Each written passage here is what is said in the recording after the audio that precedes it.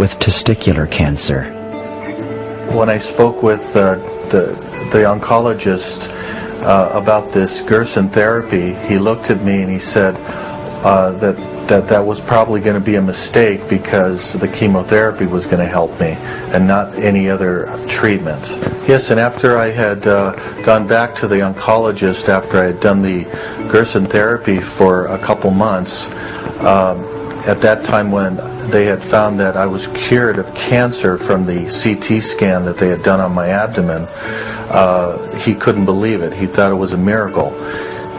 He had no explanation for it, and he was just amazed. My last appointment with my oncologist was approximately 10 years ago. The gentleman that had the testicular cancer was actually a doctor himself. I was amazed how easy it was to get patients to come forward. I did not pay them to speak. As they left the Gerson Institute, I noticed a framed letter on the wall. A closer look revealed it was from Prince Charles' office. Prince Charles has demonstrated a profound interest in Gerson's work after seeing a patient with terminal cancer that was sent home to die recover. Doctors often bring up the argument against the Gerson therapy that it is an unproven cancer treatment. And my question is, what does unproven mean? You see, you cannot prove this therapy the same way as you prove a new drug. What I have in mind is the double-blind randomized clinical trial, which is great if you want to test one new drug. How do you apply this to a therapy that is a total lifestyle? Charlotte Gerson had 2 children, Howard, whom I met earlier, and Peggy, who lives in Italy with her husband and daughter, Etta. Dr. Gerson's therapy was and is in complete unity with sustaining the environment. They're intertwined. Dr. Gerson observed and proved that the natural world is our external metabolism. I cannot understand why my great-grandfather's gift is kept from suffering people on purpose. In Holland, I learned of a doctor who had been treating his patients with Gerson successfully for over 16 years. I met with him and his wife at the local organic food store, where we became acquainted. As we walked along, he invited me to meet the rest of his family.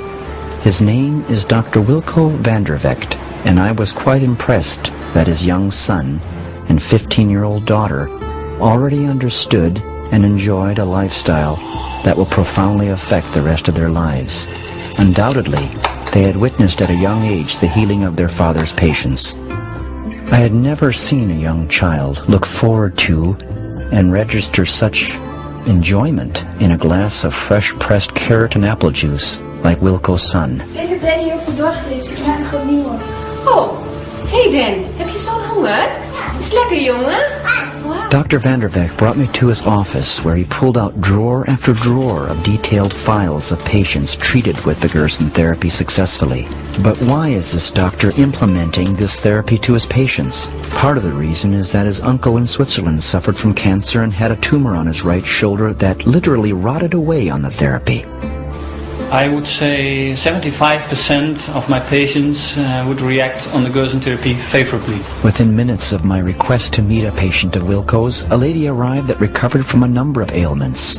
Ik weet zeker dat de Gerson-therapie mij... She described a recovery that stunned her regular doctor, and he could not understand how this amazing transformation had taken place, and could only surmise that it must have been the prednisone he prescribed once.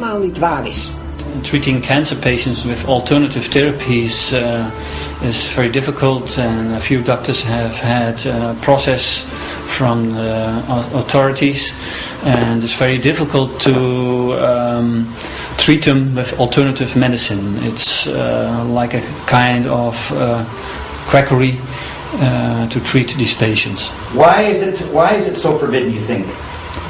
Well, they fear that many people want to do or want to have treatments on a natural way. And I think there's a lot of pressure from the pharmaceutical industries, and they treat all the patients with chemotherapy and radiation. And when they see that food plays an important role in the treatment of cancer, they fear they will lose control of the popularity of the people. In Spain, I got 4 or 5 colleagues could join me in the clinic to help me to do the therapy, and we have nothing to fear in Spain. Amidst 2,000-year-old Roman ruins high on a bluff just outside the village of Ronda on the southern tip of Spain, Wilco pointed out to me in the undulating valley below his new Gerson clinic now being prepared to open within the next year. Dr. Vandervex drove me to this facility before renovations begin. His current caretaker, who previously owned the property, took me on a tour of the grounds. Well, I am now from here, I should say about 60, 70 kilometers to Marbella. Well, the land is quite fertile. I mean, the land is not wood, you know, it's not forest. Perhaps someday, somebody I know may come here to reclaim their life. When I landed back in the United States, I looked off in the distance at an icon that gave me hope. And on this wintry New York day, I had a chance to visit 2 special landmarks. En route to those locations, I was able to experience what the locals busied themselves with each day. And it was also memorable to discuss how these folks view someone with a camera trying to make a documentary. The first landmark I found was Sloan Kettering Hospital. This section of the hospital was new, but on the back side was the older part of the building, built when Dr. Gerson lived in New York. Nobody at Sloan Kettering would talk with me, and for good reason, I suppose. The founder of it was Dr. Cornelius P. Rhodes, a physician who despised everything Dr. Gerson stood for and called Gerson, quote, a notable quack. As someone said to me, more people make a living off cancer than die from it. Then I found the second landmark on Park Avenue. At 815 Park Avenue, I met up with Dr. Carolyn Dean, a medical doctor. This is where Dr. Gerson was up until the day of his death, where he had a clinic, where he saw patients, where patients recovered from cancer, where he documented so many recoveries, yet those recoveries are not available to the public. Those published articles have been published in Europe, but have not been allowed to be published in American journals. Why? The reason for that is the fact that it's not a patented medicine, and it's not an expensive medicine. I mean, this is the crux of the matter. This is a natural therapy that allows people to take control of their own health and not require drug interventions, and therefore it doesn't fit into the medical scientific model of American medicine. Dr. Dean is a health activist that gave me a new perspective. C.P. Rhodes founded Sloan Kettering, and he did it on the scientific model. He wanted to make cancer research very scientific. However, the scientific model only tests for one variable at a time. Gerson therapy uses hundreds of variables. Therefore, science is not equipped to test the Gerson therapy. How many people are dying in the hospitals every year because of hospitals like this? In a paper I wrote called Death by Medicine, that then I expanded into Death by Modern Medicine, I found that 784,000 people are dying annually prematurely due to modern medicine. And these are statistics from peer-reviewed journals and government databases. I see the Gerson therapy as the antidote to our chemically damaged bodies and environment. And then I met Dr. Stephen Barrett, who is highly regarded by the medical establishment as an authority on health fraud. I don't believe there's any evidence that any diet will affect the course of any cancer. Take the Gerson therapy, for example. Gerson was a physician who claimed that he could cure cancer with diet and a number of other methods. There's absolutely no scientific evidence that he's cured anyone. Dr. Barrett is also an author, and his work is widely distributed to colleges and universities. There are testimonials. There are some people who've been tricked into thinking that it worked for them. But some of them may not have had cancer. Some of them were not adequately studied. The Gerson Clinic has not had any systematic follow-up. It's all smoke and mirrors. The Gerson therapy is not a large part of the marketplace anymore. There are actually hundreds of places that offer treatment. Gerson is of historical interest because he was one of the big names in cancer quackery. We collect information from the internet, from clinic literature, from patients. We get patient stories. We see what the proponents of the various methods write. We look at the claims. We try to see if they make sense. We get all sorts of information and try to put it together. Have you ever interviewed any of Dr. the Gerson therapy patients that claim they've been recovered? I've never interviewed any Gerson patients. It really is pointless because you can't tell from an interview what took place. I've looked at a few patients treated by other doctors. A few patients treated by other doctors, but not doctors practicing the Gerson method. Dr. Stephen Barrett had no substantive experience with Dr. Gerson at all, yet his disparaging cartoons in his books lumped the Gerson therapy with the, quote, other quacks. I listened very carefully to Dr. Stephen Barrett's continued declarations. He kindly autographed one of his books for me as a gift. In the evening at Dutchess Community College in Poughkeepsie, New York, I had an opportunity to listen to a man who's considered, quote, the world's foremost authority on nutrition, unquote, Dr. T. Colin Campbell, Professor Emeritus of Nutritional Biochemistry at Cornell University and author.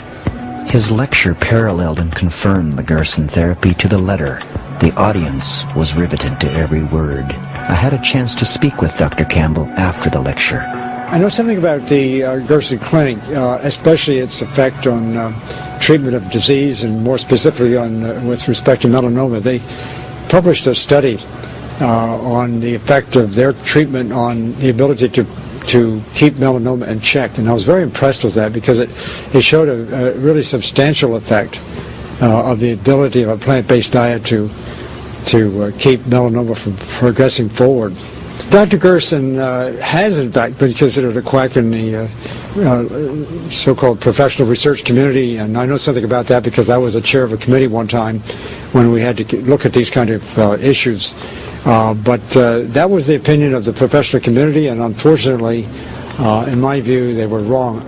I asked Dr. Campbell his thoughts about critics of Dr. Gerson who dismiss the therapy outright, and what is the motivation? I've known of Stephen Barrett's work for many years. He and some of his colleagues have been taking that approach and supposedly identifying, who are quacks and who are not. I really strongly disagree with his opinions. For one thing, it's very McCarthyist, and in a sense that somehow he and others can decide, what's quack and what's not. In earlier days, for example, that group, including Stephen Barrett, took a strong stand against dietary recommendations to consume more vegetables and fruits and grains. They got involved with the American Council on Science and Health, to be specific. And the American Council on Science and Health is basically an organization that's supported largely by industry. They're looking out for industrial interest, and so they don't like what I say, obviously. And they formed some other groups too of a similar ilk. If I or some member of my family were diagnosed with cancer, what I would do is not what is traditionally done. I would not go the route of using drugs. Instead, I would use totally a plant-based diet, maybe enrich it with some other materials that is particularly rich in some of the good qualities of plant-based foods, and make sure you get enough water, exercise, sunshine, and I would just let nature take its course. Probably not more than 60 or 70% of all physicians actually get trained in nutrition at all, and the amount of nutrition training they get is one course at the most. I now began a journey west and crossed the rolling farmland of Pennsylvania. It is no secret that the land and soil is depleted of nutrients and laden with harsh chemicals to keep the crops even viable. Dr. Gerson called the soil our external metabolism, and without fertile organic soil, our food cannot sustain us. Now I remembered why I started this journey.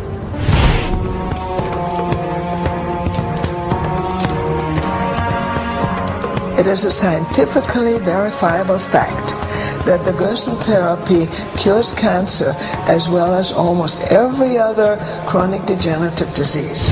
Was this statement ringing true? I needed more evidence. I wondered